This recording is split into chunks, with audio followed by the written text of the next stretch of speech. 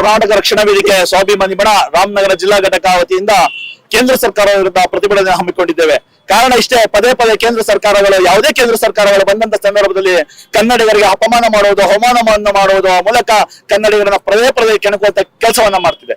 ಯಾಕೋ ಏನೋ ಗೊತ್ತಿಲ್ಲ, ನಮ್ಮ ಮಾತೃಭಾಷೆಯಲ್ಲಿ ನಮಗೆ ಪರೀಕ್ಷೆ ಬರೆಯುವಂತ ಹಕ್ಕನ್ನ ಕಸಿಯುವಂತ ಕೆಲಸವನ್ನ ಕೇಂದ್ರ ಸರ್ಕಾರ ಮಾಡ್ತಿದೆ.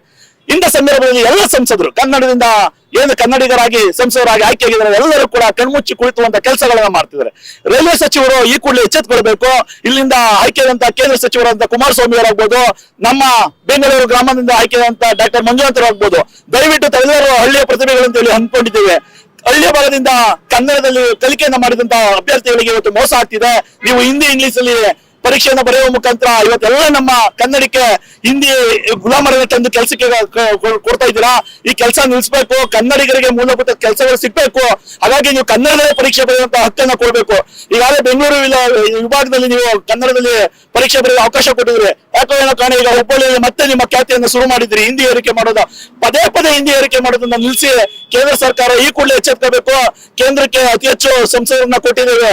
ಮಾನ್ಯ ಪ್ರಧಾನಮಂತ್ರಿಗಳು ಯಾಕೋ ಏನೋ ಗೊತ್ತಿಲ್ಲ, ಮಾತೃಭಾಷೆಗಳ ಮೇಲೆ ಪ್ರತಿ ಬಾರಿ ಹಿಂದಿ ಏರಿಕೆ ಮಾಡ್ತಿದ್ದೇವೆ.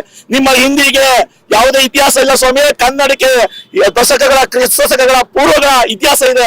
ಹಾಗಾಗಿ ನಮ್ಮ ಭಾಷೆಯಲ್ಲಿ ನಮಗೆ ಪರೀಕ್ಷೆ ಬರೆಯಲು ಅವಕಾಶ ಮಾಡಿಕೊಡ್ಬೇಕು. ಹಳ್ಳಿ ಭಾಗದಿಂದ ಬರುವಂತ ಎಲ್ಲ ಪ್ರತಿಭೆಗಳು ಪರೀಕ್ಷೆಯಲ್ಲಿ ಉತ್ತೀರ್ಣರಾಗಬೇಕು.